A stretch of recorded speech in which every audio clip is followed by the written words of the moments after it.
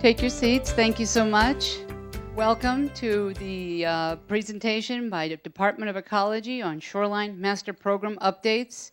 It's a pleasure to be here. My name is Patty Charnas, and I would like to introduce our main speakers, Jeff Talent, the manager of the Shorelines and Environmental Programs Division with the Northwest Regional Office and Department of Ecology, and his principal staff person assisting Kitsap County, Joe Burkhar. Also with us is Barbara Nightingale, who's assisting many of the Kitsap cities as they go through their multi-year Shoreline Master Program update. And with that, I'm handing over the floor to Jeff. Thank you. Thank you, Patty. So what do you use the word comprehensive presentation? A charitable term for long. So I hope it's not too long, and there's a lot of material to go over, in part because we got a lot of questions as we started putting this presentation together, and we thought we'd try and answer them right up front for you. So hopefully we can delve into several areas that I know have come up in conversations, newspaper articles, meetings we've had in other areas. I think you pretty much got the introductions out of the way for our ecology folks here. I guess, want to thank all of you for coming. I've been in many situations as we start a planning process in another area, and we only get a handful of people there. So it's very gratifying to see a big turnout and a lot of interest in this right from the beginning. I also especially want to thank the Citizen Advisory Committee, who we're going to be going through a couple of years of work together here. Joe will be your main person. We're going to attempt to cover all your meetings and be there and available.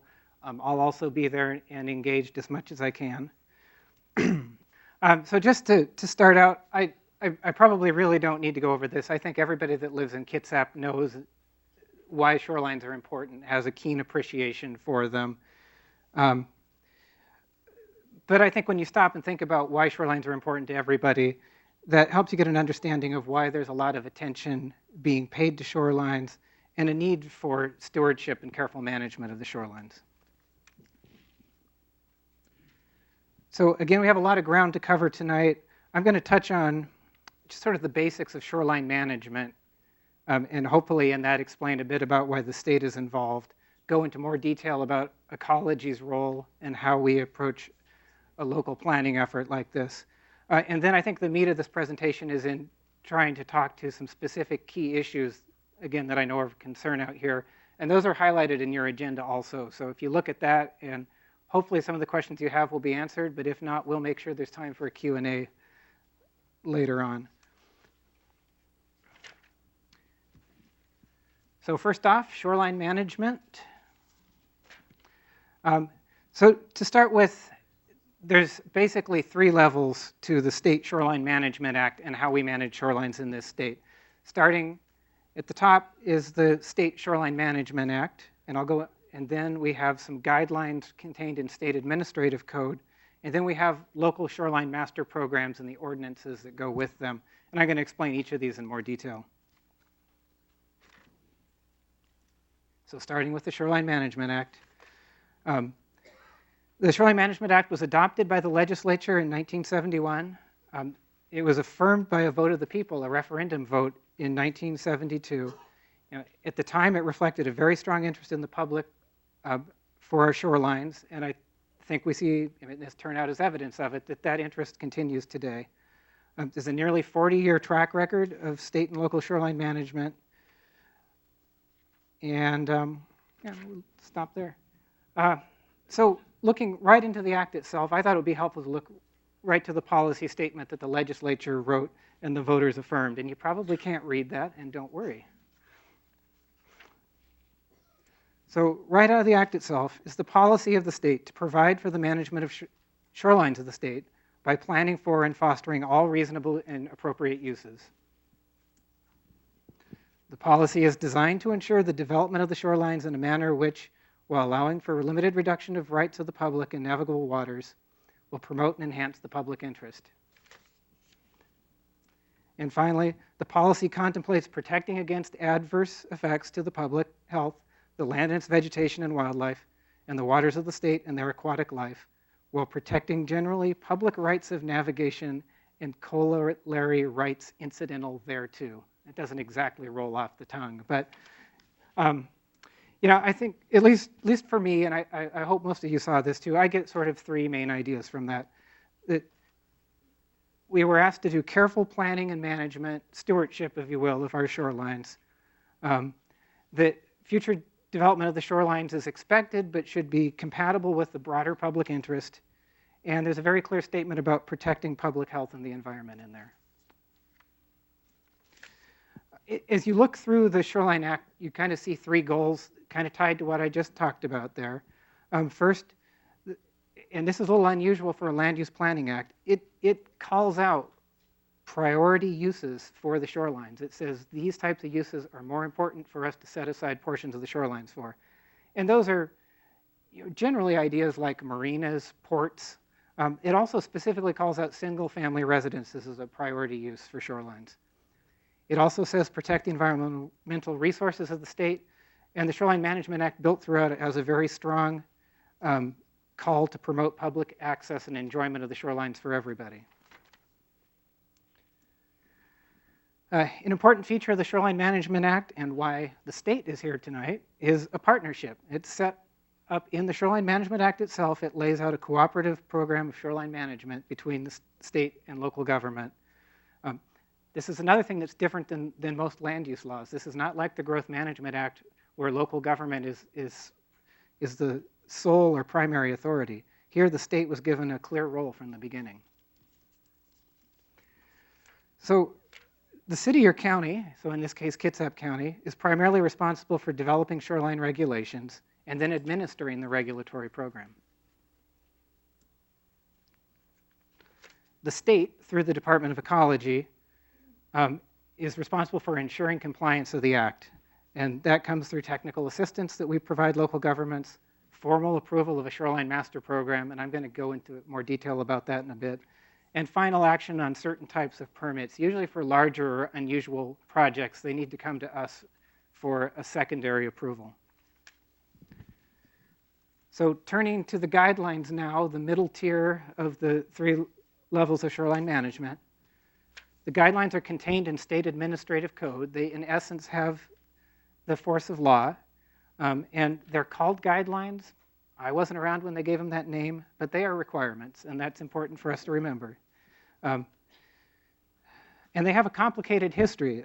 So they were developed through a very long, open, deliberative process, and ultimately refereed through a legal process.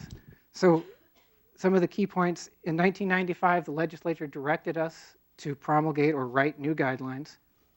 In 2000, it took us 5 years working with stakeholder and advisory groups and going through a public process to get to a set of guidelines that we published.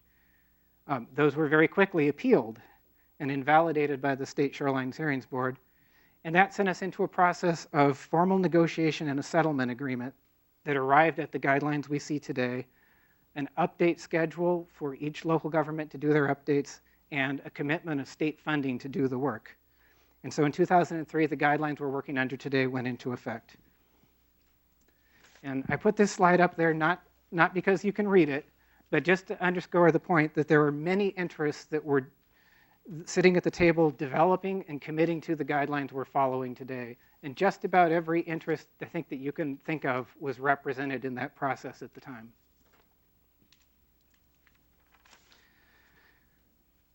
So a bit more on so what's in a master program update? The key pieces that are laid out in the guidelines are an inventory and characterization, so you need to understand your shorelines. A system of designations, basically zoning. You divide the shoreline up into reaches and decide how each of those reaches should be developed and managed. Policies and regulations for managing those areas.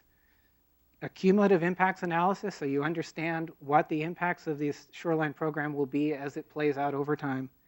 And finally, a restoration planning component, an additional voluntary component to try and improve things over time.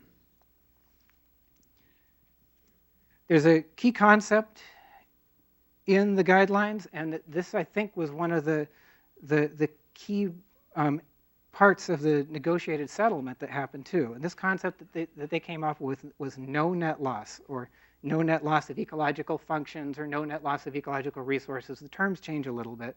But right in the guidelines, there is a direct quotation from it. Master programs shall contain policies and regulations that assure at a minimum no net loss of ecological functions necessary to sustain shoreline natural resources.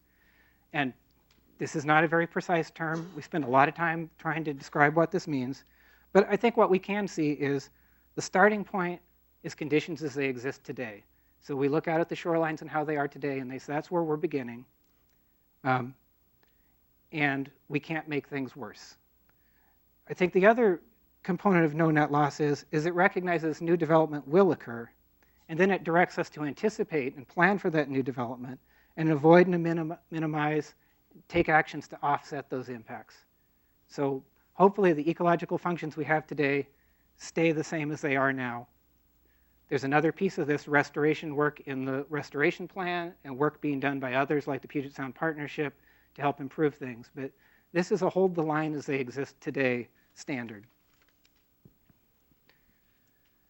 Another notable feature of the guidelines is they're very prescriptive in some cases, or at least a few cases, and bulkhead or shoreline armoring standards is one area, and I'm going to go into more detail on that. For most of them, they ask you to show your work. They don't dictate how you should approach shoreline management, but they tell you you need to meet this no net loss standard. A couple other features of the guidelines, they require extensive community involvement, and that's why you're here, and we have a citizen advisory committee formed, and there'll be lots more involvement over the next 3 years. And they require coordination with local, state, and federal and tribal governments, and you see there's a pretty good representation of those here tonight as well. So moving on to that third and probably most important for all of you in the room, the Shoreline Master Program itself, the local ordinance that directly manages the shorelines here in Kitsap County. So I keep using, it's kind of an awkward or clunky term, a Shoreline Master Program. I think there's a reason why that term was created in 1971, because it is truly a program. It's more than just a plan or a regulation. It's a package of things. It's a local plan and vision for how you want to manage your shorelines. It's this system of zoning or designations I talked about earlier. It's a set of development regulations, and it's a system of permitting and administration. It's important to remember that that local plan must be consistent with the State Shoreline Act and the guidelines that we just talked about. So going back to that settlement agreement a minute, I talked about a commitment, a schedule for doing shoreline updates and a commitment for the state to fund those. So that was put into the Shoreline Management Act itself. It laid out a schedule for doing updates for all governments that have state shorelines in them by the year 2014. So that's more than 260 cities and counties statewide. It provided funding for those cities, and it's been a sustained level of funding. This year is got one of the higher amounts because we have more people doing planning right now, but $7.5 million this biennium. And then specifically for Kitsap County and the cities here, they're due in 2012 under the schedule that was laid out. And we're providing a grant of $650,000 to the county to support this effort.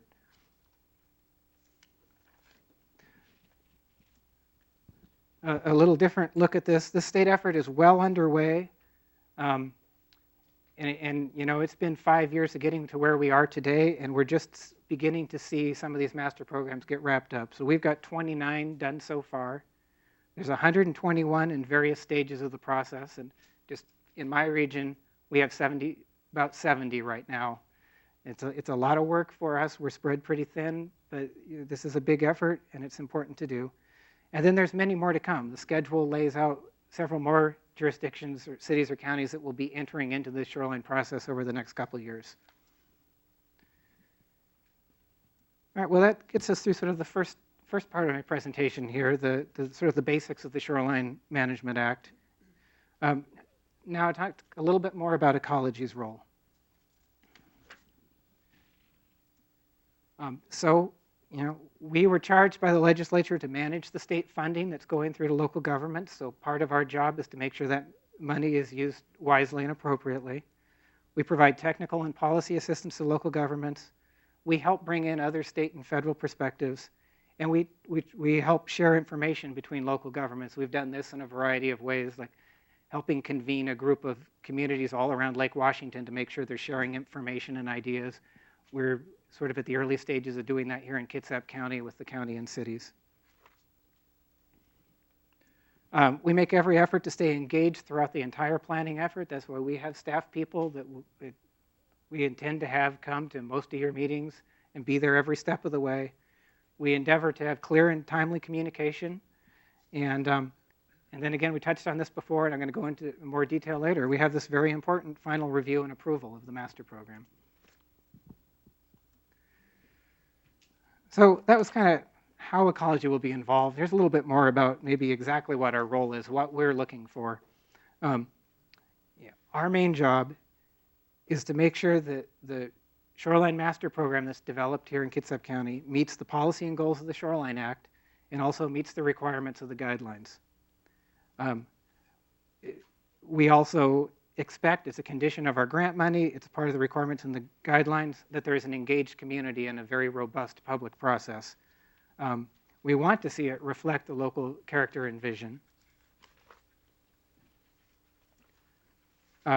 We expect it to be a transparent process. We, and I think the county and probably all of you also, would like to see realistic and manageable development regulations. We have a part of implementing those too, and we want to make it work. We want to see some learning opportunities built into this so that we may not get it exactly right the first time, but we can learn from that and adapt and change the program to make it work. I probably touched on this already, but proper administration of state funds is a big part of this. So now going into a little bit more detail on this, this Ecologies final approval part of this, because this makes at least folks in local government very nervous, and I think we've heard it from the general public several times too. And it is an important part of our job. It is required by the Shoreline Management Act. It's been required since 1972. And the Shoreline Management Act puts us late in the process. The county wraps up their work and then they send it to us. So I can appreciate that concern. I wouldn't want somebody else to second guess my work late in the process. So our goal, sort of our charge to our folks in our agency, are to be engaged throughout. I've touched on that a couple times before. Clearly communicate our expectations all the way through. We'll do everything we can to avoid surprises and work through any disagreements early. So by the time the plan is done and comes to us, hopefully everything will have been worked out before that. So a little bit more detail on that final approval process. You have the flow chart there. The county adopts it. There's an ecology comment period and usually a hearing where if folks want to have another chance to express their concerns or think that the state will be more receptive to hearing their ideas, you can comment at that point. By that time, there will have been many opportunities to comment at the county level. There's an ecology decision that's made, which is an approve, which is the decision we'd like to make. Required changes where we can kind of go in and change pieces of it. Or it could be a wholesale denial. And this is all spelled out in the Shoreline Management Act. After we make our decision, it goes back to the local government for acceptance. I guess if a local government doesn't accept it, you go into kind of a negotiation process. And then finally, once it's been accepted by the local government, there's a 60-day appeal period.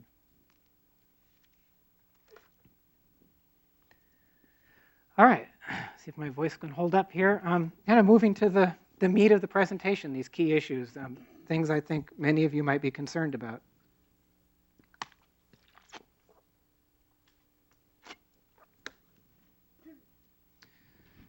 So I think for each of these, we could have a focused discussion, and we probably will with the Citizen Advisory Committee over the next year or so.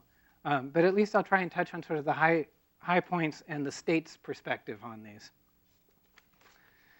So I'll go right into existing and new shoreline development. And I think I, at one point, thought of a title of, Will You Make Me Move My Home Off the Beach, is kind of the subtext of this. So I've said this already. I'm going to keep saying it again. The shoreline program that we need to develop starts from the conditions as they exist today. So we understand, we acknowledge, we start from the houses that are on the beach now, the buildings that are there. The program is crafted around existing development. So it's supposed to take into account that development and think about what's going to happen around that. Again, the focus of the program is to ensure no net loss from new development and expanded development. And normal repair and maintenance are recognized in the Shoreline Act and will be provided for in the master program. Restoration is also an important part of the program, and it's important to be clear, there is no requirement, though, that restoration happen for existing shoreline development. We don't need to offset the impacts of existing development. It may be required to offset the impacts of new development, and that gets to this idea of no net loss. You don't want to make things worse. And then the guidelines require the shoreline program to have a restoration plan that would guide that restoration work, either voluntary or required and tied to new development. So moving on to shoreline buffers and setbacks. I know there's been a lot of attention on that issue. I tend to use the word interchangeably because I think they're very similar ideas. So I'm not going to try and make that distinction here right now. So buffers and setbacks are a required part of a shoreline program. That's right there in the guidelines. And they kind of point to the need for buffers from a number of directions. One, they say that buffers need to be there to protect wetlands. They require setbacks to protect views. They require vegetation conservation standards such as buffers. They require standards to prevent impacts to water quality and stormwater, which are often buffers. They specifically require setbacks and buffers in shoreline residential areas. And they require setbacks to protect houses from unstable shorelines like eroding bluffs. And all of these with an aim towards achieving this no net loss.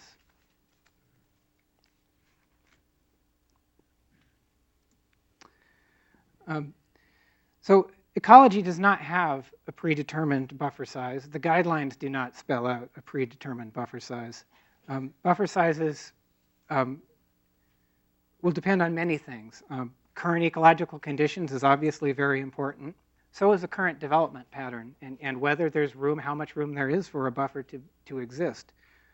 Future planned development and what you want to put into an area. If you're expanding a port area, it's probably very difficult to have a buffer there.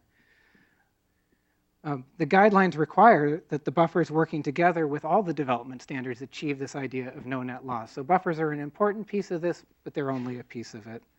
And I guess I want to add to this, there's really no magic to arriving at what a buffer size should be. You know, I think if I were to play this out in my mind over the next couple of years, it's going to be the county working with the Citizen Advisory Committee, ecology, other key stakeholders, and they're going to look at the science, they're going to look at the existing development patterns, they're going to look at the future plans, and they're going to have to arrive at a number. And I don't know what that will be right now. I wouldn't want to predict that. But I do know that our job and the county's job will be to make sure that number achieves this idea of no net loss of ecological resources. So moving on to the non-conforming buildings. It's kind of an awkward term. I think you can more or less use the idea of grandfathered buildings, which I think more people understand interchangeably, so I'll try and use that term. So grandfathered buildings or non-conforming buildings are buildings that don't conform with the new regulations. And there's lots of reasons why a building might be non-conforming, even plumbing and electrical code, side yard setbacks. I think in this case, it's most often thought about with the shoreline regulations is buffers. So the state code explicitly recognizes the grandfathered status of existing buildings and says that those buildings can be maintained and repaired. It does say that there are limits on expanding or rebuilding those grandfathered buildings. And I want to take a minute, more of my code. I want to look right at the code and let you see for yourself what it says. And I got to catch up. So structures that were legally established and are used for a conforming use, but which are non-conforming, so grandfathered structures where the regulations changed, may be maintained and repaired and may be enlarged or expanded, provided that said enlargement does not increase the extent of the nonconformity. So it's right there in the state code.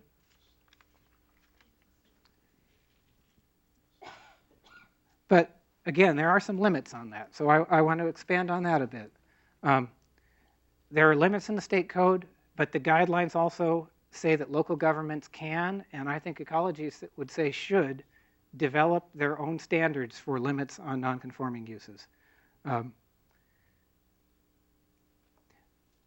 I think an important part of the analysis as new regulations are developed is to look and see how many buildings would become non-conforming so that the county and all of you can understand what the consequences would be.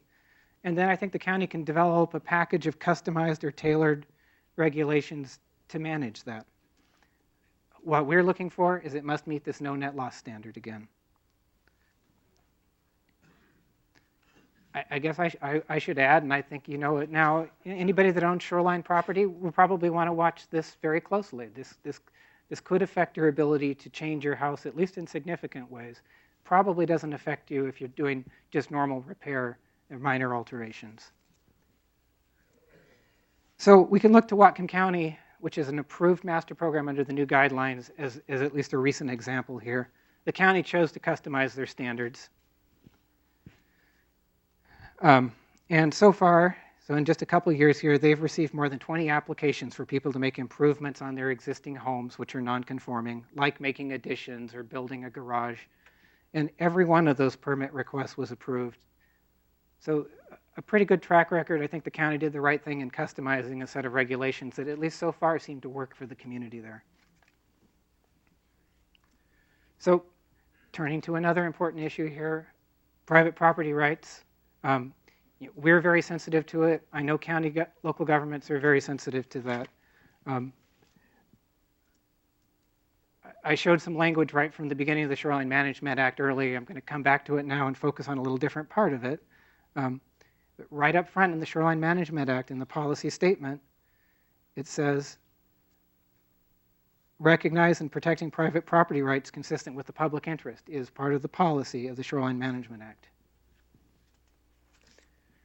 Our guidelines go on to say there need to be a set of safeguards to make sure that a new shoreline program does not cross the line into a takings of private property. The safeguards are right there, and I give you a citation for them. The guidelines point to specifically call out and point to an advisory memorandum developed by the State Attorney General's office for evaluating whether you're entering into a taking situation. So we follow that. We work with the Attorney General's office who follows that, and we encourage local governments to follow that as well. There's another place where property rights come into play. Once a master program is developed and there's a set of regulations in place, there are still going to be properties that don't really work within that set of regulations, where maybe it's wholly contained in a buffer and you might not be able to build a house. So there's the idea of a variance built into the Shoreline Management Act. That's a way of getting relief from standards like buffer standards if they're a hardship. So if a proposed development cannot meet the standards of the shoreline regulations, a variance may be granted to provide reasonable use of a property. That's something our office deals with very often, and I imagine the county does too. So moving on to bulkheads and shoreline armoring, another thing we were specifically asked to talk about tonight. I talked earlier about the guidelines saying there's some areas where you need to show your work, but there's some areas that are also very prescriptive. Bulkheads is one of these areas where the guidelines spell out how we need to manage them in the Shoreline Master Program. And that's not by accident. There's a vigorous scientific and policy review of bulkheads at the time those guidelines were developed that was part of the negotiated settlement process.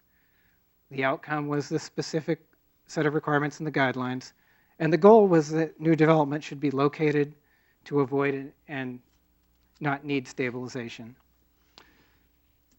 So in the guidelines, they say that new or enlarged structural stabilization, which means bulkheads generally, should only be used to protect the primary structure.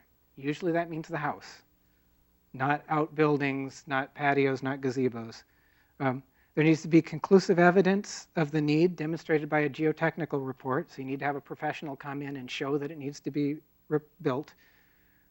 It defines the time frame of risk as 3 years, so the property needs to be at risk in 3 years at kind of the expected rate of erosion. And other options such as drainage have been addressed. And again, it has to show no net loss of ecological functions.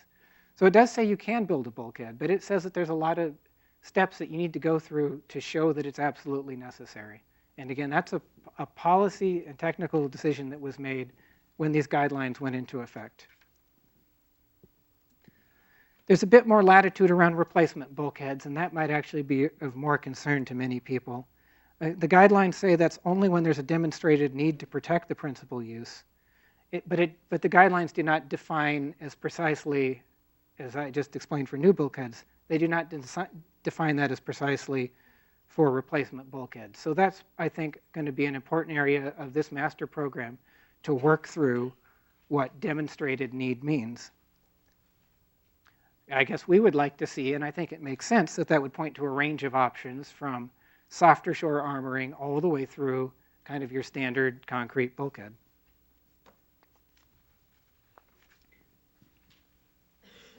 Moving on, the use of science was another area that we were asked to touch on. The guidelines describe the intended use of science. I mean, they say that science needs to be part of this process of building a master program. And the main places where science comes into play is characterizing shoreline ecological functions. And then in this show your work part that I've been talking about, the no net loss. So you use the science to show that the management program you have in place will achieve no net loss of ecological resources.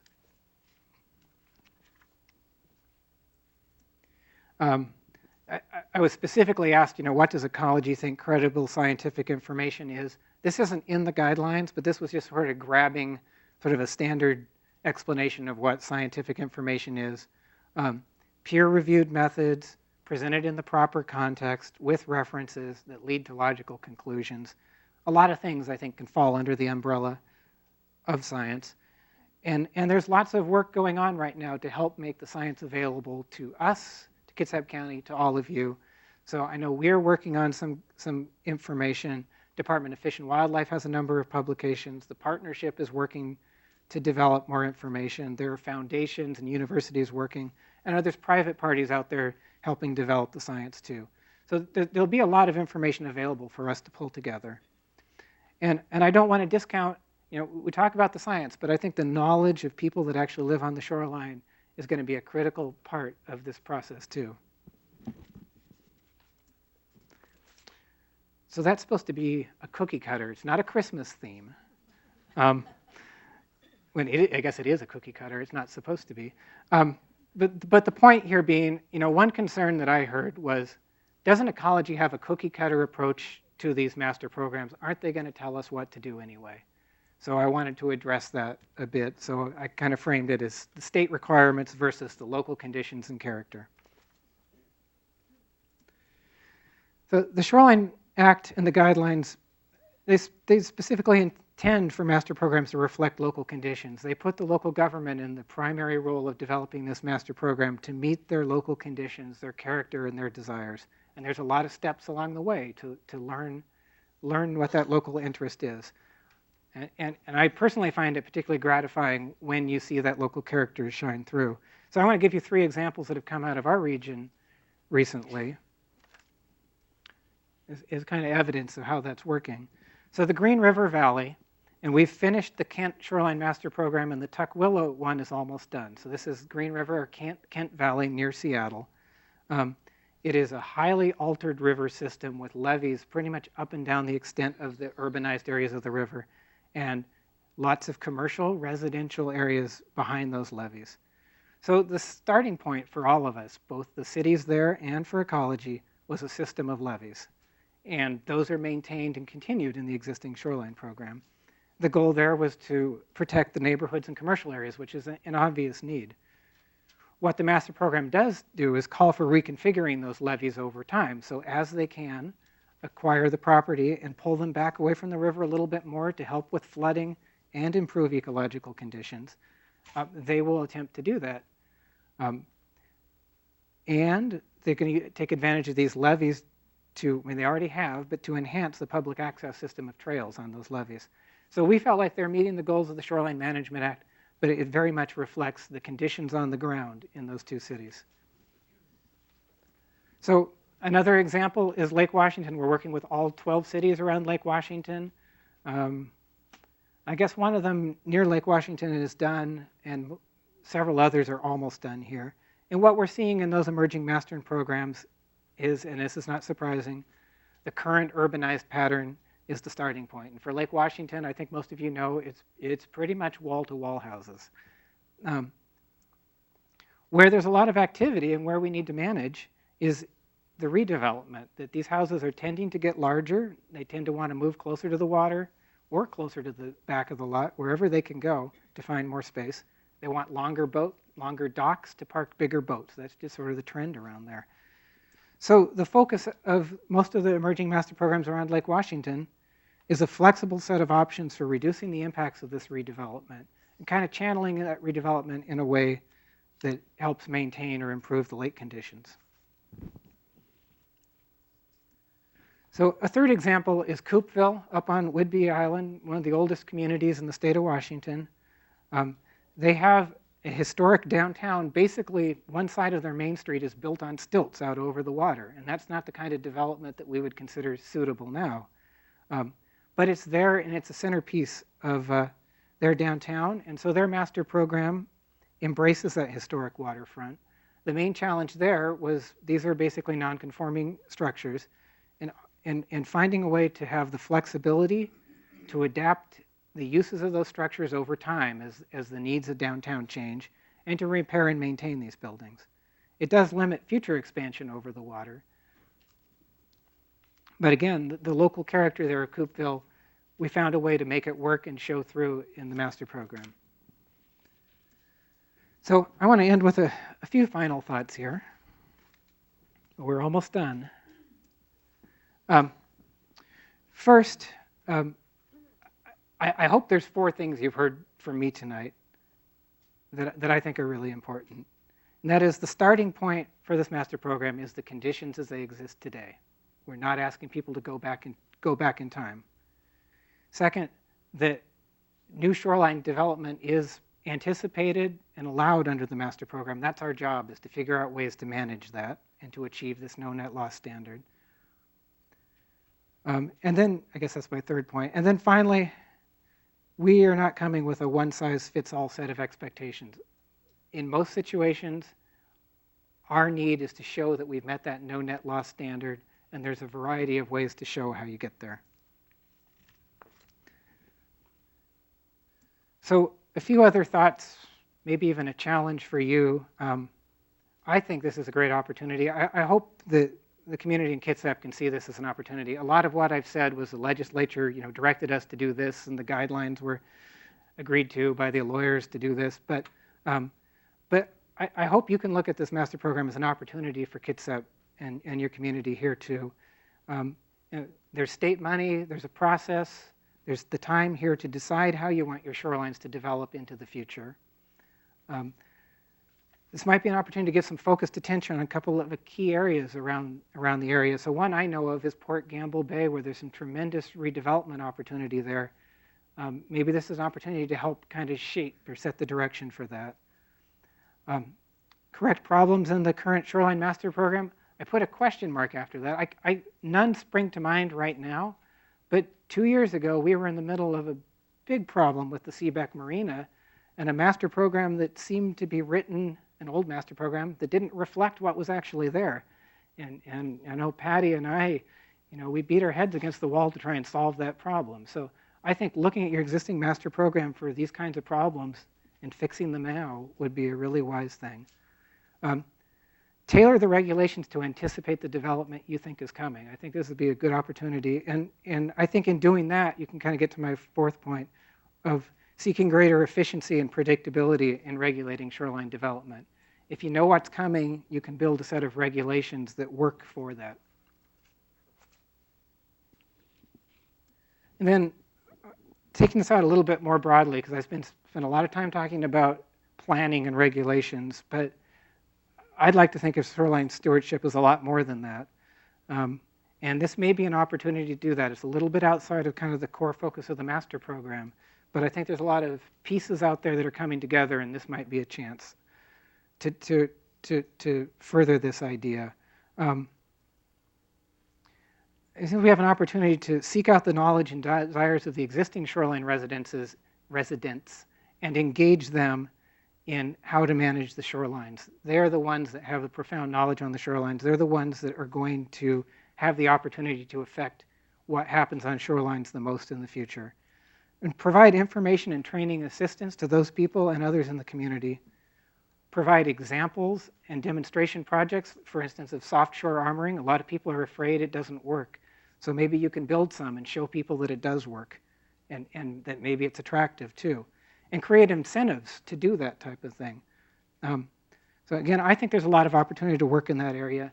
I know we've seen this kind of coalescing around Lake Washington, where there's a Green Shorelines initiative going on that's brought together the property owners, the contractors that actually build bulkheads and docks and piers, the regulatory agencies, to talk about what's working and what's not and try and improve that.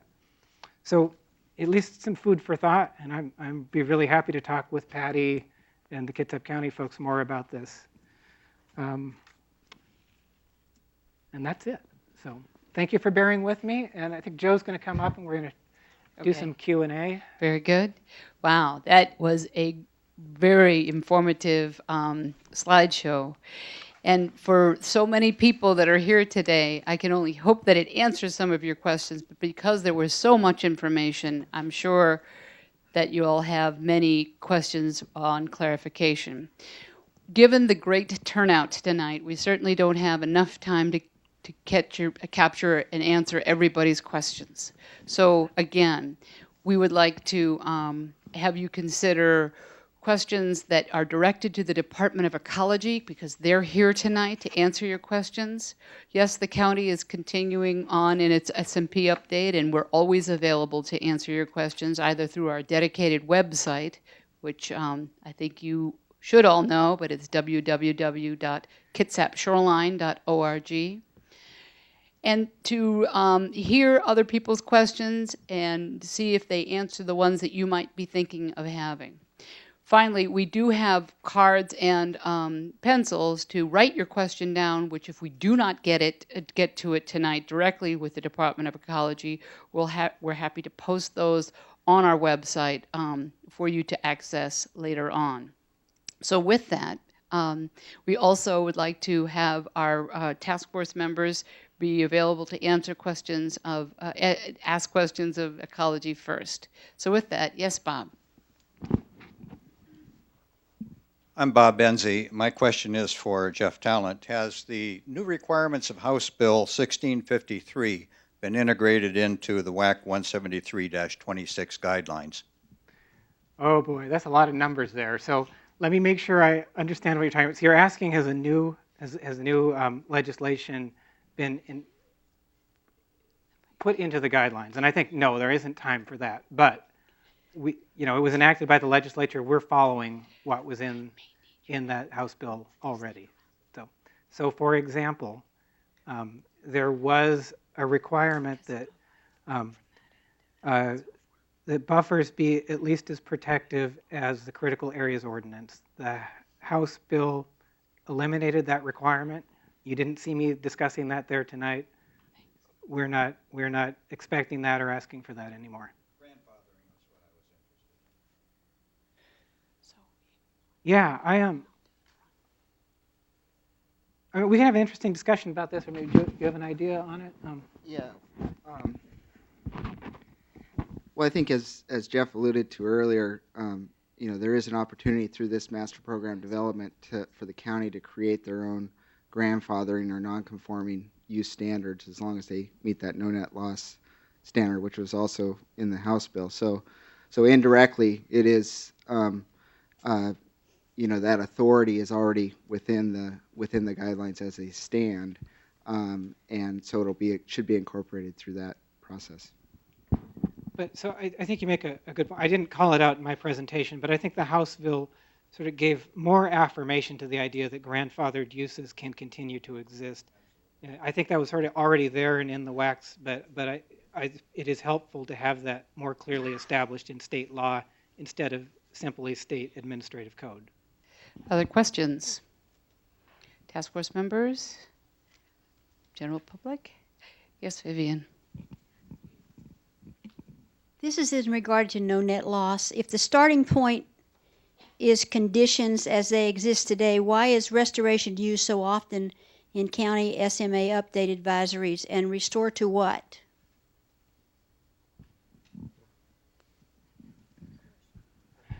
So I'm not familiar with the specific materials you're talking about. Just take the word restoration that you've used tonight. Right. So Restore to what? So the question was restore to what? Yeah. So I mean, I said it, and I'll say it again. Restoration is an important part of this master program. It requires that a restoration plan be developed.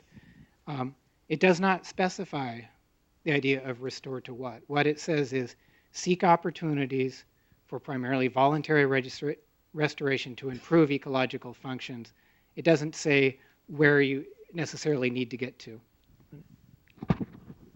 Yeah, we didn't get into it tonight, and I can appreciate being getting introduced to a lot of concepts here. But ecological functions are actually defined within the guidelines. So you have a certain type of ecological function for marine water.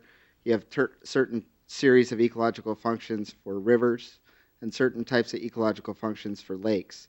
So all of those will be characterized within the county's baseline characterization report. So that sort of sets the existing conditions. Now, restoration opportunities will look at, well, which one of those ecological functions within those certain environments may be really low or could use some enhancement. So that's where that restoration would be. Well, it'll be defined. It's different in each jurisdiction based on the amount of impairment of each section of shoreline. So it'll be documented within this baseline report, and that'll sort of serve as the guidance for the future. Other questions? I think my voice is loud enough. No, in order to get on the tape. Okay. My voice is loud enough, but anyway, I'm asking who is tasked with enforcing the SMP when the violator is primarily the person who wrote the SMP or the jurisdiction that wrote the SMP. So the Shoreline Management Act essentially creates two levels or two agencies with jurisdiction in any area. So one is the local government. They're responsible primarily for enforcement. The Department of Ecology also has an enforcement role or enforcement capacity there. So I guess in my experience, I can't think of when this has come up, but if it were a violation and it was caused by a local government and we felt that it was an appropriate thing to take enforcement action against the local government, we could.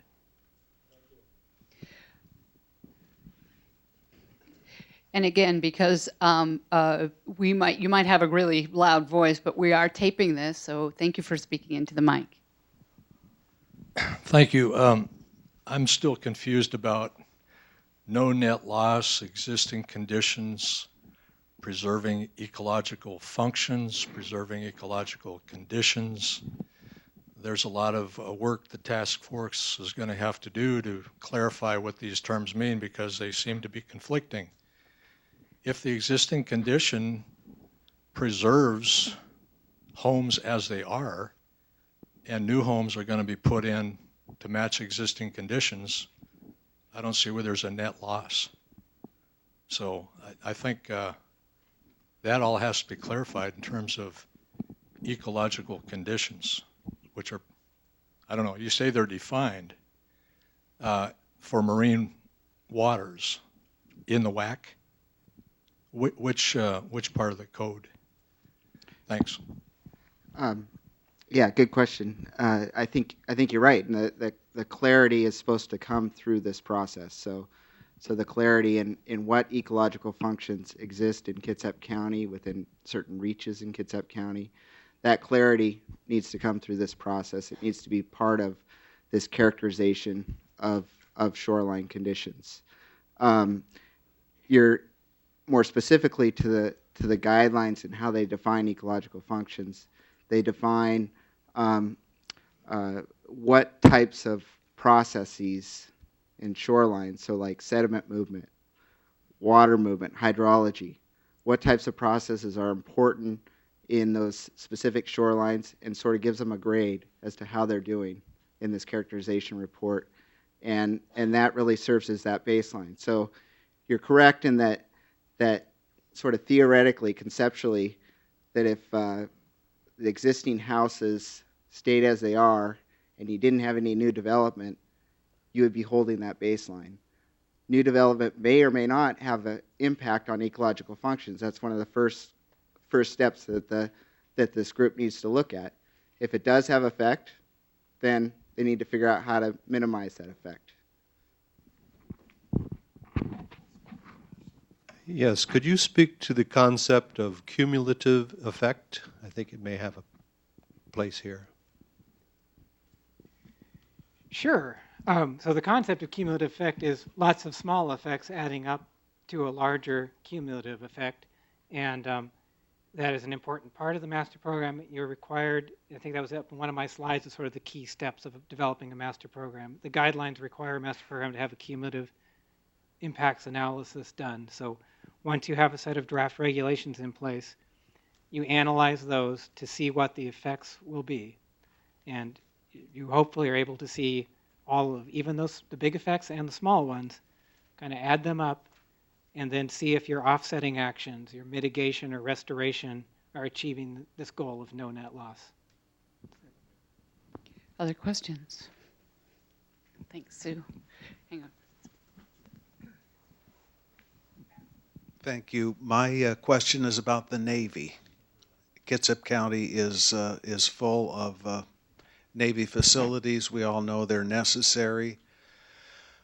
But relative to their cumulative effect on this ecology that we're attempting to not harm any further, what is the agency's responsibility relative to the Navy facilities in Kitsap County and their part in this shoreline plan? So federal facilities are exempt from the State Shoreline Management Act is sort of the simple answer there. It would seem important, they have a major footprint in the community here, to take into account that presence in this master program. Does that get to your... CZM.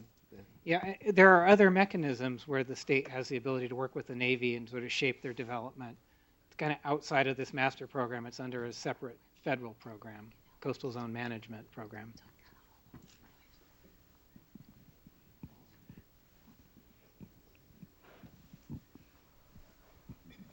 Not to be too specific, but if I have a piece of property with an existing wooden dock on it, docks have a tendency to deteriorate in time. Is it going to require a permit to recondition that dock, to rebuild that dock? Is it going to be possible to do that? And how difficult will it be to get a permit? In other words, will I have to hire consultants to do studies to determine that the ecology of the area has not been, will not be disturbed during the process? That type of thing. So under the State Shoreline Management Act, normal repair and maintenance would be exempted. And usually, and I think this master program that will be part of the discussion, is what's that threshold where normal repair and maintenance turns into something beyond that. Then you might bring in a set of new standards for that dock reconstruction. And that often requires some study or some thought that goes into it. The master program should have done some of that up front, at least at the planning level. But usually you need some more specific analysis at each individual project level. I think the other important thing to bear in mind is there are other permits required for a dock, the U.S. Army Corps of Engineers, the Department of Fish and Wildlife, and those will also come to bear on that kind of project. Thank you. Other questions? Dan? I'm concerned about what the restoration percentage of government entities versus private property owners will be.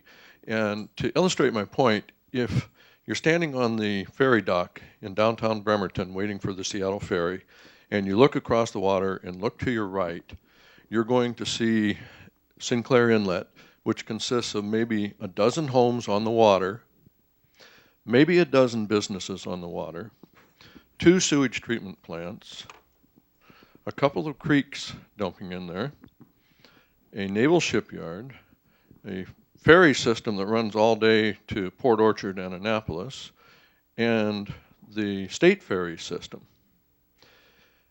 The roads, which makes up the majority of that shoreline, are county and state owned.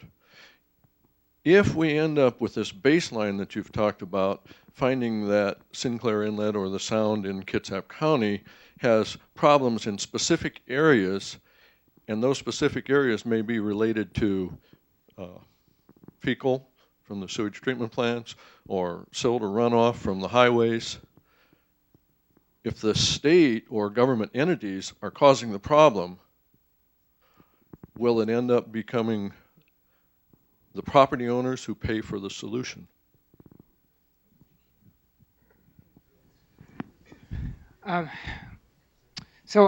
Again, I think it's important to remember, so this applies to new development. So these existing, so I appreciate that there are some significant footprint on the shorelines that are in publicly owned and publicly managed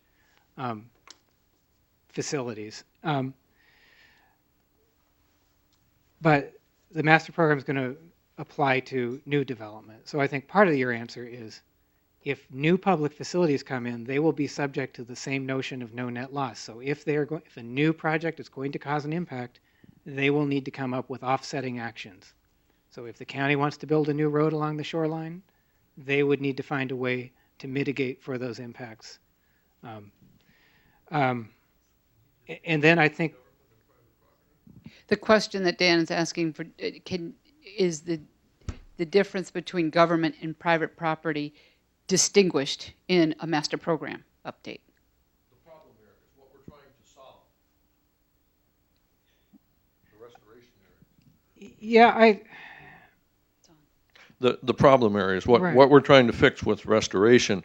You mentioned a new government entity coming online, and I can understand that, but my concern is to allow for new development, we have to do restoration offsets of existing conditions based on our baseline. And my concern is if there's offsets necessary to correct a problem that's caused by the government entity, will it be the private property owner's new development that pays for that offset? all right. So okay, let me try to. I'm trying to understand the question and think about how to answer it in the context of the Shoreline Management Act. Maybe we think about the inventory and characterization. So this analysis that's going to be done of Kitsap shorelines, it's going to identify areas where there are degraded ecological functions and where things are functioning very well. And I just think we'd expect to find both of those. I think you'd be able to look at that inventory characterization and see that probably some of those degraded functions are a result of publicly owned facilities. And so that would probably sort of raise a flag and say this is a degraded function, that it's a priority to improve. Then you'd look to this restoration plan and you'd say, we want to find a package of restoration actions, voluntary restoration actions primarily, to improve this. And then I think it would also say if new private property was developed that caused a similar set of actions that made this worse, they'd need to do something to make it no more worse. And if it's already degraded, that's the baseline. That's where we're starting from. The thing that would be asked of individual properties, whether they're publicly owned or privately owned, is that they don't contribute to making it worse. Does that get to your answer? Not completely. Hang on, Dan. Some general terms that won't stand up in a legal situation. Well, so we'd be happy to have an offline conversation and try and go into this in more detail. So. Barbara, you had your hand up, and I'd like to give you the opportunity to address that, obviously. Thank you. I think I'm hearing one of the assumptions in the questions is that restoration is a requirement.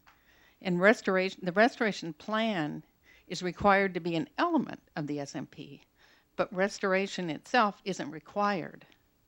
What's required is being able to identify how you're going to get to no net loss with your regulations, your incentives. Restoration is there to help. It may help with mitigation and having a plan, an organized plan where you can identify what your partners, what your county and cities have identified as restoration opportunities, but you're not required to do that.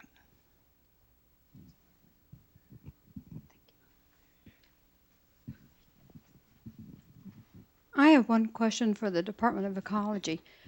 What are you going to do to help the residents of Kitsap County, including the officials of Kitsap County, to slow down the containers that are coming through, that are trucking through at 21 knots from point no point all the way down through Bainbridge? And I've clocked them and I have logged them. I have complained. I have tried to stop the erosion on my beach, on my property, and it's not going to work if we don't have the Department of Ecology working to help us with the state to slow these containers down. What are you going to do to help us? I can't give you any specific answer there. I think this is mainly regulated by the U.S. Coast Guard. But I think there might be some opportunity to identify this as an issue. So thinking about the inventory and characterization, if you're seeing wave action from container ships that's degrading beaches, that should be something that's noted and called out in the inventory characterization. It may or may not be something that could be addressed in the Shoreline Master Program, but at least acknowledging it, verifying it, and then we can probably help find those inroads to reaching to the people that have that regulatory authority, like the U.S. Coast Guard. But I don't think we can make them do anything different. So, yeah. Jeff, I would remind you to hold the mic a little closer because we want this to be able to be aired later on television. Yes, Jackie, question? I have had the same problem she has had. I live on Watauga Beach, which has, I would say for the last 20 years, when the ferry system was running their foot ferries, and there was just ultimate beach destruction, bulkhead destruction, boat houses, front yards, you name it, it was gone. And it was just an absolute horrible thing. So I want to know from you what the Department of Ecology is going to do to protect these shorelines from the water side. So I spoke to container ships. For ferries, I think there is more opportunity, and we've actually been working with the ferry service for a number of years about ferry wake, and we can work with them because they're another state agency. So we have provided them technical assistance in reviewing the impacts of ferry wake and help them think about management ideas that they could have to reduce those impacts. And again, it's part of the same answer where the master program, I think if the inventory and characterization, there is an opportunity to look at the impacts of wake on the beaches, see how big of a problem it is, see how much it's degraded conditions, and it's a $4 million problem for the state. Yeah. So at least you could propose a set of actions. We can probably help find the inroads into getting to the appropriate agencies. And you know, so I mean, the inventory and characterization confirms this. Say to them, this is credible information. We want you to pay attention to it. But so we have to do the upfront work first. Yeah, I have a question in the back. One moment.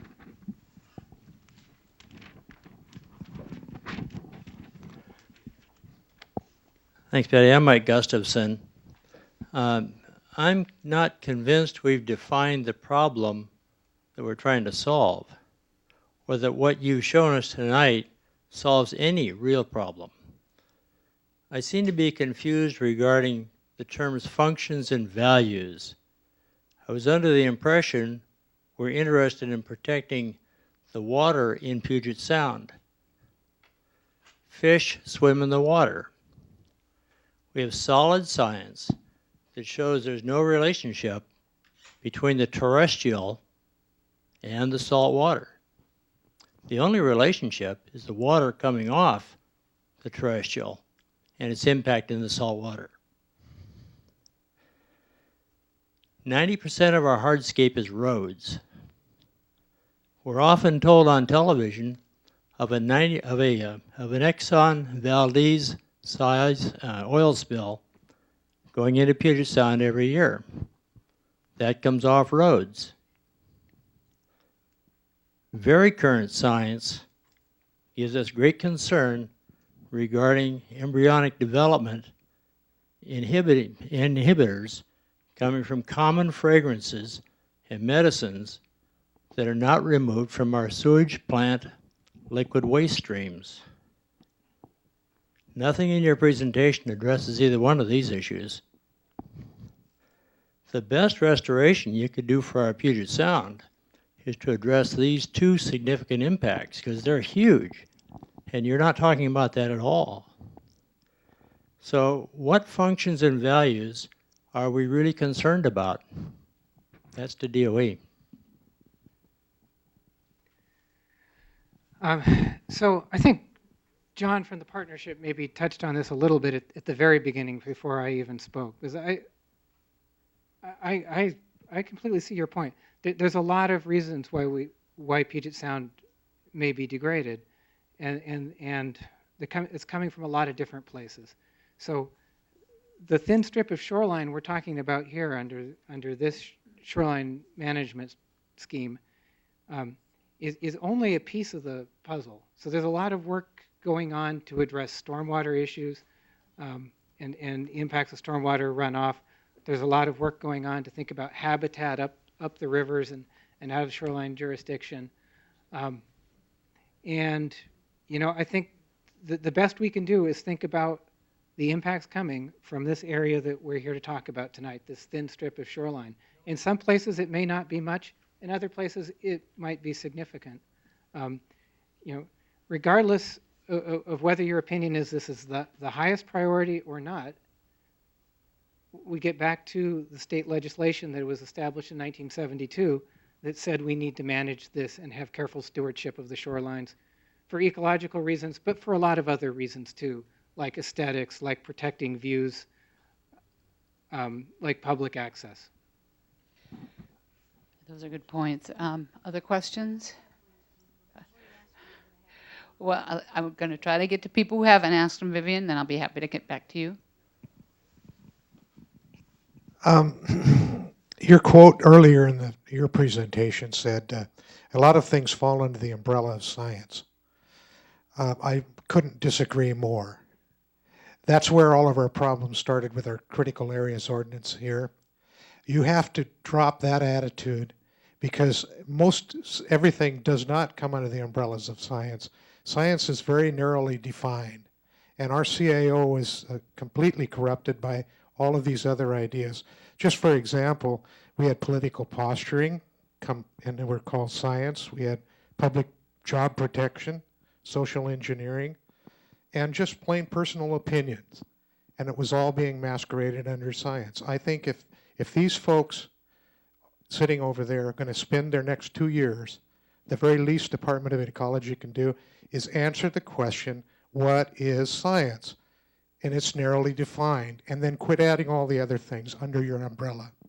So what could you do to guarantee members of this committee or task force that you're going to really look at science in its narrow description?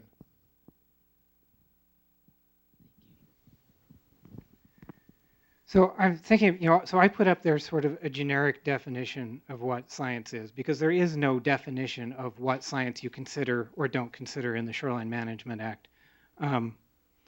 So it sounds like you have a definition of science that you think is pretty robust. I guess I would invite that, and I think it's up to this effort to arbitrate, to decide what falls in as science and what doesn't. So the attitude that it falls under this large umbrella is what corrupts the process to begin with. Again, I caution you not when you're not using your microphone. It doesn't add value to this tape. So thanks. We can continue the conversation about science. You know, throughout this process, it's a very important topic. Other other questions from task force members? Ideas? Michael, did you have a... I don't know, strange question, I guess. I was here, I moved away, and I came back. Has Kitsap County itself, just the residents, laid out an image of what they want Kitsap to be like in 30 to 50 years? I mean, I've heard about what it's been like for the last 30 to 50 years and how it's changed, but have they kind of decided this is what we would like for Kitsap County? I've been in many areas where there hasn't been any planning, and I think it's terrific that there's planning, that people are thinking about where they're wanting to go, what they want to do, what they want to have Kitsap County to be like. I think it's a huge topic. I've been in many areas where it just kind of haphazardly occurred, and you see what happens. I haven't been around. Have I seen surveys? Have people had public discussions? Have there been town meetings about this is where we want Kitsap to be in 50 years? That's a topic about comprehensive planning, and yes, Kitsap County does have an approved comprehensive plan with development regulations that was validated under growth management, and that is supposed to guide and work closely with this program update, this shoreline program update. Gentlemen, do you have anything to add? Not too much, because that's mostly a question maybe about the broader picture for the county. I guess I would add that, at least for the shoreline areas, which I think are a significant and important part of the county, this is an opportunity to help describe that vision. The questions on some of the big key topic areas that the slideshow presented. Yes. Well, I'd like to say one thing. We own a waterfront parcel about a mile south of Kingston, Old Bank waterfront. And most of the degradation of the shoreline is caused by steamers coming down. I talked to a ferry boat captain that told us that he had been, several times he'd been painting these container ships doing up to 35 knots. Now, our neighbor on our right side, just south of us, had $25,000 damage done to his bulkhead and to his lawn. He'd put in new lawn and it was washed away. Now, all your scientific studies don't take into account this one thing. There's only one thing that's really changed since the Ice Age, is the steamers coming up and down this high-speed channel. And you call the Coast Guard, and they'll tell you, well, the ocean's rising because of global warming. And my wife terrorized the pilot association, and believe it or not, we haven't seen any that were doing 35 knots, but usually about 18 to 20. And in one day, we'll see more shoreline action from the wake from these container ships than in a year of wind-driven waves. Now, all your scientific studies, as far as, in my opinion, aren't worth a penny because it doesn't take this into account. And if you ask around other folks in here that own waterfront parcels on that side of Puget Sound, I think they'll tell you the same thing. And telling us, we can't put a bulkhead up to protect our house.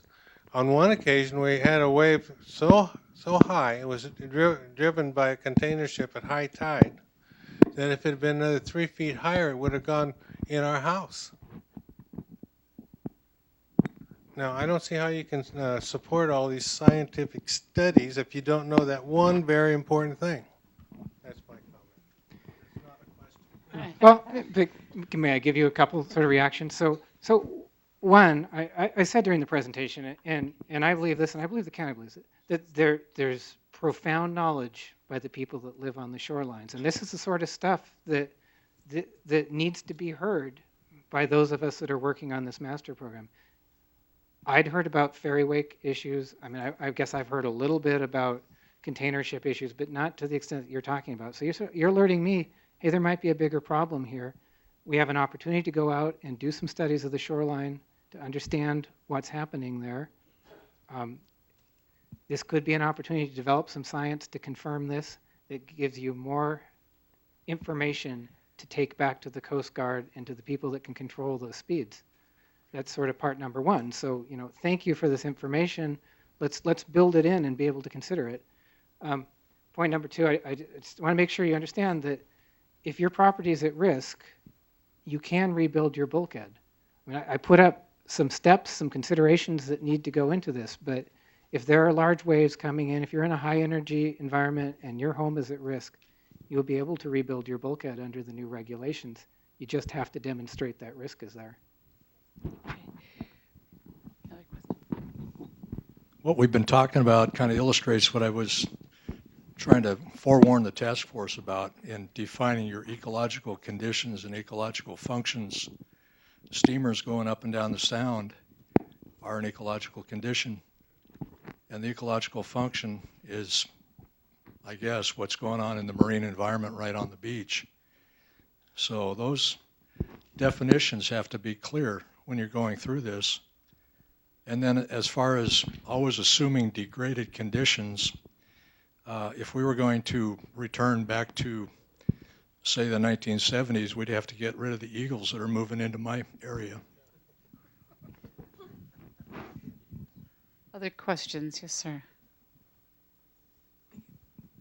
Yes, concerning the economics of the Department of Ecology, is there kind of a trade-off or a balancing point as far as state money and citizens' taxpayer money going for the Department of Ecology and support these different projects and ideas? For one example, in Kitsap County now, we're required to, on the ditches, when they clean the ditches out, there's a large expense the county goes through to dispose of that dirt removed from the county roads and stuff in the ditches. And a lot of times, is there any kind of a survey that, or follow-up and say, okay, we removed the dirt and disposed of it by sending it to Oregon or somewhere for the last 5 or 6 years? What change has that been? Has there been any studies saying, yes, it made a difference in the waters and stuff with the county because we're not taking it, dump it on, say, private properties to reduce the cost of disposing of that dirt from ditches? Is there kind of a trade-off? Is a dollar amount, or is this thing, could this bankrupt the state of Washington on Department of Ecology and all their projects and things they have to do? Thank you.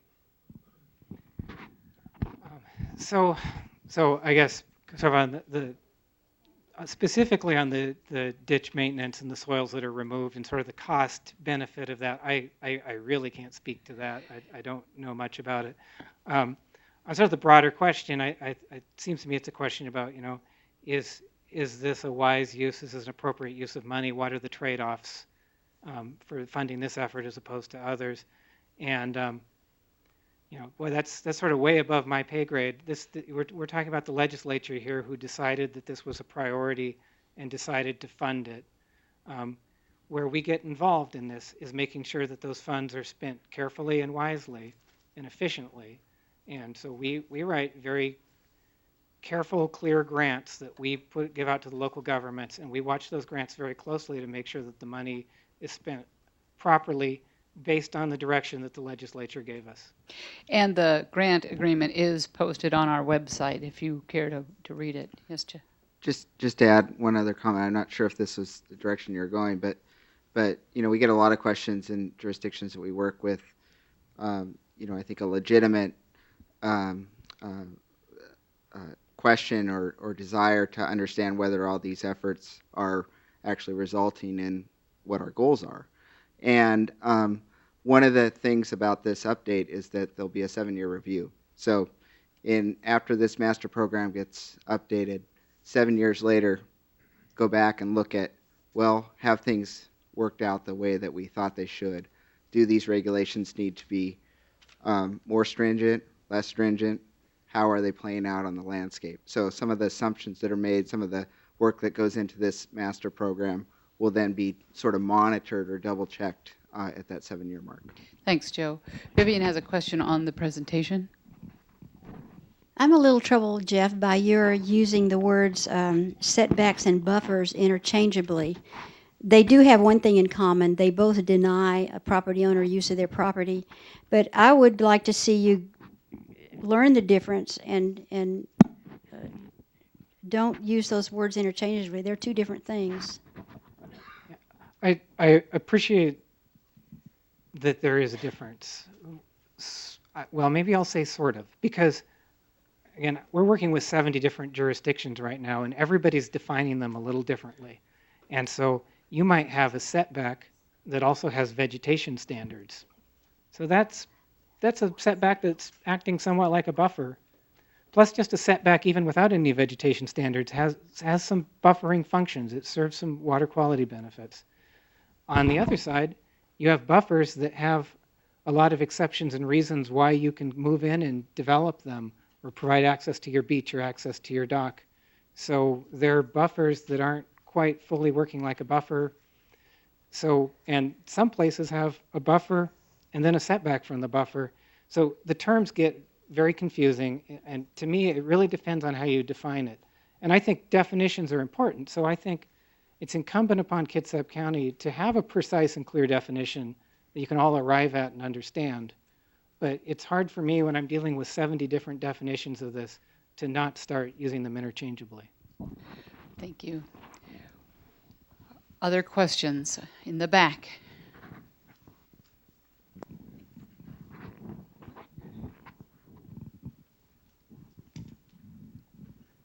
A simple question.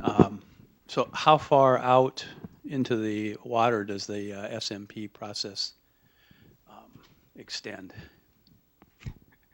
A simple question with a challenging answer. So basically, it extends out to the jurisdiction's boundary across the water. So there's a state law that sort of says every jurisdiction that sits on a water body, they extend out to where the jurisdiction across the water comes to meet them, but also where the jurisdictions next to them kind of come out. So exactly where you end up drawing those lines in the water can get a little confusing. But so maybe the short answer is it extends about halfway out to wherever your neighbors are.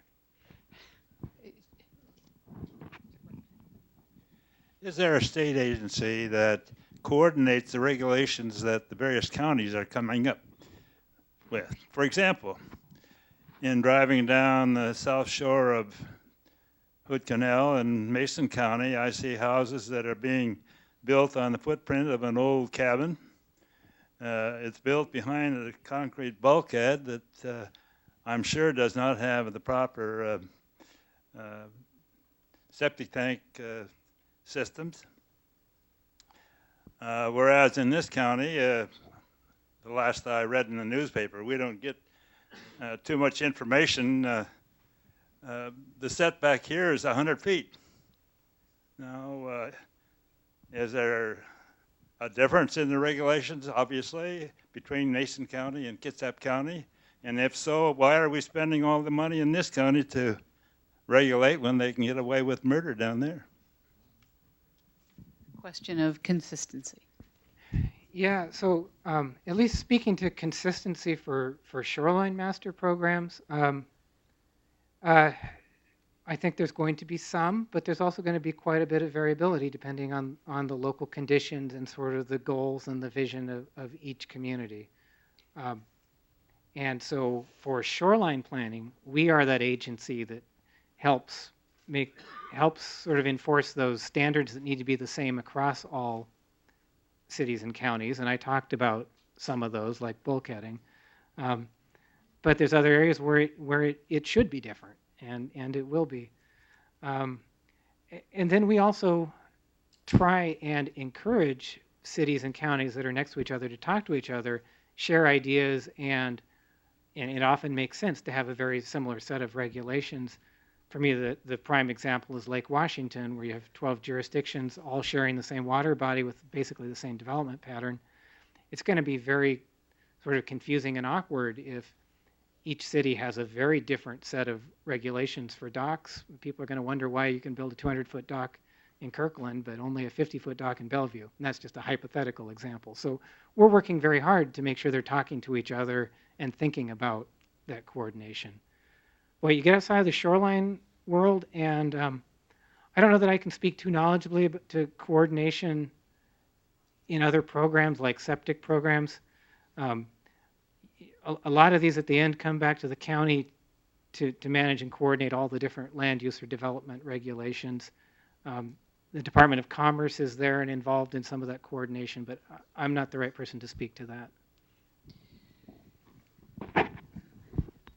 Yeah, I don't want to speak for John from the partnership, but I think that's one of the things that they'll be looking at as well is sort of evaluation, sort of a stepping back and big picture evaluation of who's doing what and how it's playing out on the ground. A couple of people who've already asked questions have their hands up. Other people before okay. Dan, then Mike. This question concerns science. And you had a slide that identified the guidelines, described the intended use of science. And then you said that the science would be used to characterize the shoreline ecological conditions and also in establishing, maintaining no net loss. We are establishing a baseline. But you also said that fisheries, universities, other places are currently working on additional science. Is there a cutoff date for science where you say that scientific studies prior to the end of 2010 are applicable, and when we get it implemented in 2012, no new science can be added, that we have a baseline of science and a baseline of conditions that we're working to? And after you answer that, I have one more question related to science that's associated with that. So the guidelines say you should use available science. They don't direct you to go out and assemble new science. But they also don't say, science up to this date.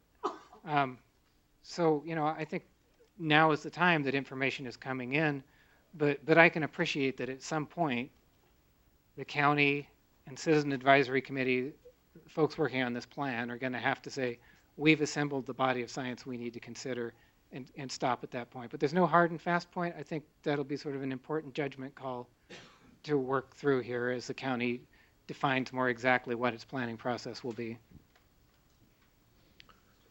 Well, then I guess I'm confused there, because I sort of thought that your department was providing the science that we would use as a guideline, but I just understood you saying that our task force would be establishing the body of science that's used to. Did I miss something there? No, I think that I think it's up to this local process, the county working with the task force and us and others to develop the body of science. We have some science we can provide, can help with, but we certainly don't. We are not the exclusive, arbitrators and providers of science. It can and it should come from many places.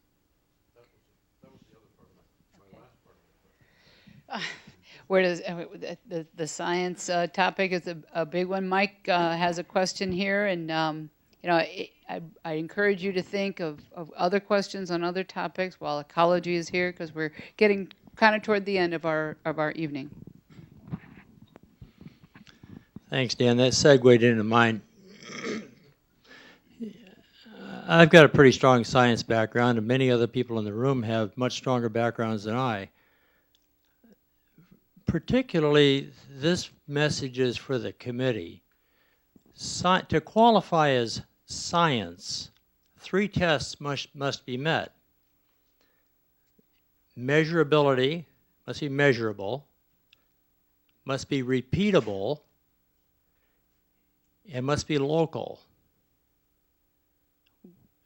The big difference between our critical areas ordinance directives, which required best available science, and the Shoreline Act, which requires best science,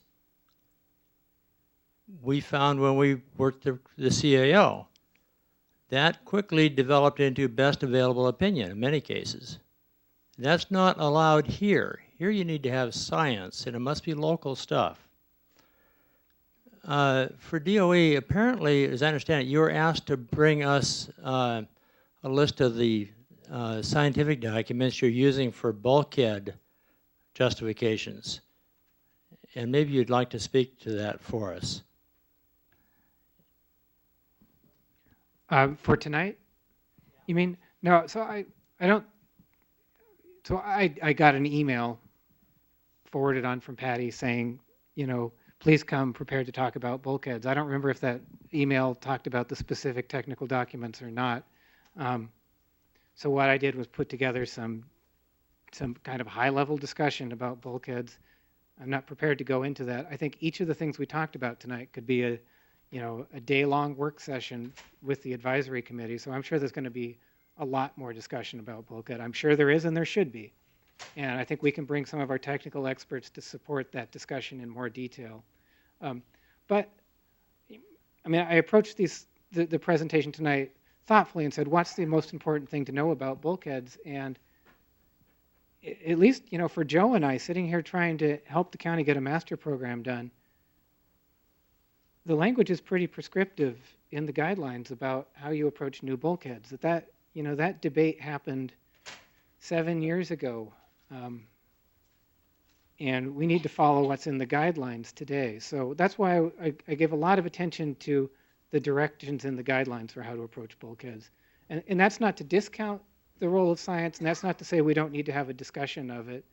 But I also think we need to understand where there are sort of limits on how far we can pursue a discussion.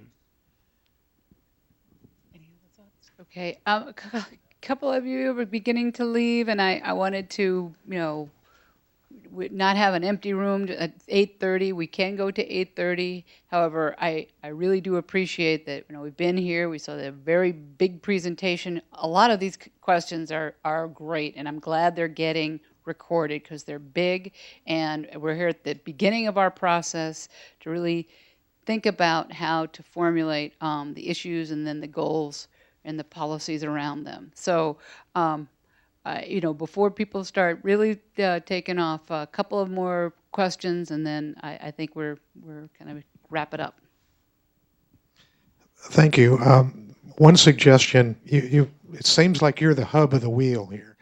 You said there's 70-odd processes going before you, and you're trying to be the hub in that, and everybody else is a spoke. So maybe you should work on a definition page, so you don't have consistent problems over and over again about this buffer or that buffer, or what is science. Why don't you say what DOE says that science is, and then publish it for all those spokes to see. That would be one thing I would suggest. The other thing is you talked about transparency. And I hate to belabor the point, but when we had a CAO process, we seem to be getting blindsided by Department of Ecology saying something, and our local Department of Environmentalists saying, well, we had to do that because Ecology said this. And so if you're really interested in transparency, maybe perhaps you should have all your communications on the internet for any of our counties to look at. So if you say something to Kitsap, you'll be saying the same thing to Jefferson or Mason or some of the other counties that are going through the process. I guarantee you people will believe you're serious about transparency if you do that. Thank you, Carl. Final thoughts? Yeah, so on the first point, maybe we should establish a consistent set of definitions. I think we've tried to in some cases, but at the same time, I said tonight, and I think we genuinely believe it, that a lot of this should be crafted to what the local government wants to do. So it kind of gets back to this: do you want a standard cookie cutter approach, or do you want local flexibility? And I think we tend to fall on the local flexibility side of that range, and we can provide guidance and help is more what we try and do. And right now, at least to me, that's where I prefer to see it. Again, our measuring stick is looking at whatever you call it, a buffer, setback, what is it, vegetation zone. One Lake Washington jurisdiction doesn't want to use either of those words because they were too controversial, so they invented their own. That's okay. We look at it to say, does it meet that ultimate standard, which is no net loss of ecological resources, and can that be shown? So that was point number one. Let's make sure I haven't forgotten point number two now. transparency and posting everything. So we want to be transparent. Everything we do is publicly disclosable, and we think and act like that. Everything we do is, I'm not afraid to put anything up there. I don't know if we mechanically can do that. That would be a big task for our agency to do that with everything. I do know the county is, I think, posting a lot of the information as we work through this process. So I imagine that a lot of what we send you is going to get posted, and I'm looking to Patty to see if she can confirm that. Absolutely. That's what our dedicated website is for, and if people think there are the items missing, there's an opportunity, a portal to let us know that. And there's a tremendous amount of information on our website, including each master program that we've approved, and the supporting documents for that is all available online. So I can't commit that we can put everything online. That strikes me as an enormous task. We put a lot out there now, and we'd be happy to help. And then again, if you have any question, you can always call us. The documents should be available. Mm-hmm. And our website is only as good as the feedback we get on it, and it goes to transparency. So we encourage your feedback. What about this? And we can always make it better. So ladies and gentlemen, I want to thank you again for coming out this evening. This has been televised and will be replayed on Bremerton-Kitsap Access Television here in Kitsap County. And this is a beginning. This is a first of, we hope, many opportunities to meet with you, to discuss the big topics, to share with you our progress as we work together on going through the systematic process of identifying and defining and coming up with goals, policies, and recommendations. I've gotten a lot out of this evening. We've heard from so many of you that the Department of Ecology really needed to come to Kitsap to answer questions, and I believe a good portion of your questions have been answered. If they haven't, again, the door is always open. We have an opportunity to provide those questions. If you've written them down on the cards, we'll collect them, or again, to go to our website. Final comments, gentlemen? My main comment would be thank you again. I mean, this is a great turnout, and it's really nice to actually have a conversation instead of show up at a hearing and have 3 people hanging out in the very back of the room and afraid to talk. And thank you again to the entire Citizens Advisory Committee. Thank you in advance for what's going to be a lot of work. Yeah, I'd like to echo those comments and as well as encourage everybody to stay engaged. We threw a lot of terminology, a lot of concepts at you tonight. You're going to have some time to figure out how to apply those, what they really mean to you. And it's a lot to take in one evening. So stay engaged and stay involved in the process. And I want to thank. Go ahead. And you have our contact information. So if you left with questions, and I know there were a couple of bits of dialogue here that I don't think the people asking the questions were fully satisfied, give me a call, send me an email. I'm pretty busy. Joe's also available. He's pretty busy. I wouldn't even say less busy, but we'll do our best to be responsive and continue any conversation anybody wants to have. Thank you, Jeff and Joe, for coming here this evening and for a very, very informative slideshow and session.